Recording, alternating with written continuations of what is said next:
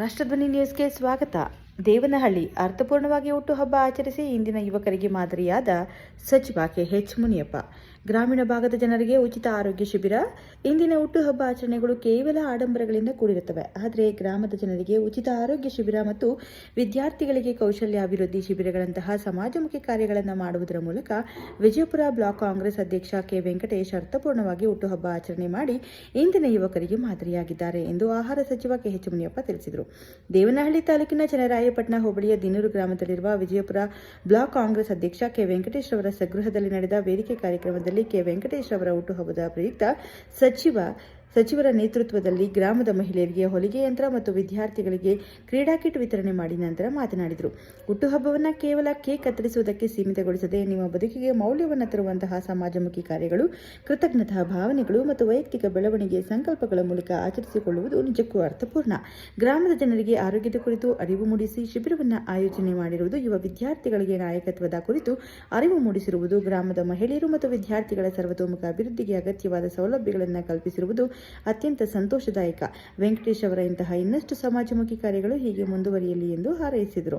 Manjunath DN Devanahalli, ವರದಿ ಮಂಜುನಾಥ್. ಕ್ಷಣ ಮಾಹಿತಿಗಾಗಿ ವೀಕ್ಷಿಸಿ ರಾಷ್ಟ್ರಧ್ವನಿ ನ್ಯೂಸ್ ಕನ್ನಡ. ಹಾಗೂ ನನ್ನ ಪ್ರೀತಿಯ ಬಂಧುಗಳೇ, ಇವತ್ತು ನಾವೆಲ್ಲರೂ ಕೂಡ ಇಲ್ಲಿ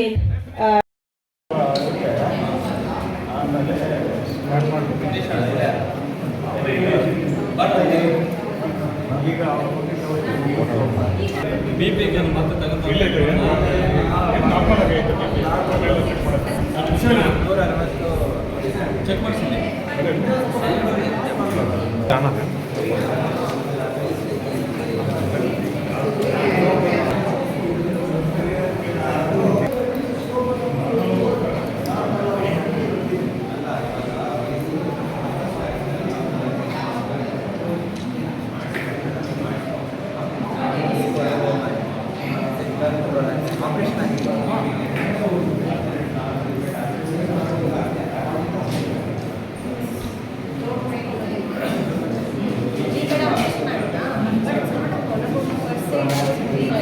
ಆಪರೇಷನ್ ಮಾಡಿದಾಗ ಸ್ವಲ್ಪ ಮೇಲೆ ಹೋಗಿದೆ ಅಷ್ಟೇ.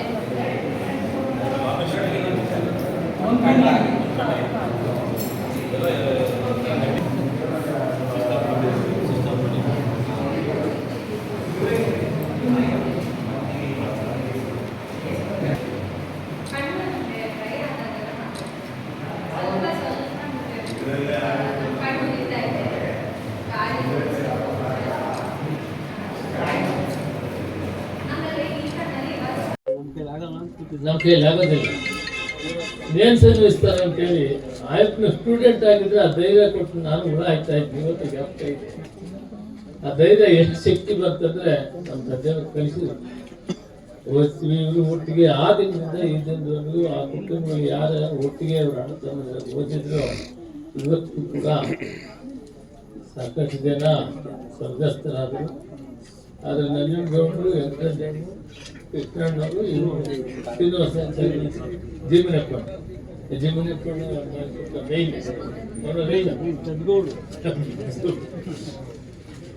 ಎಲ್ಲ ಒಟ್ಟಿಗೆ ಇದ್ವಿ.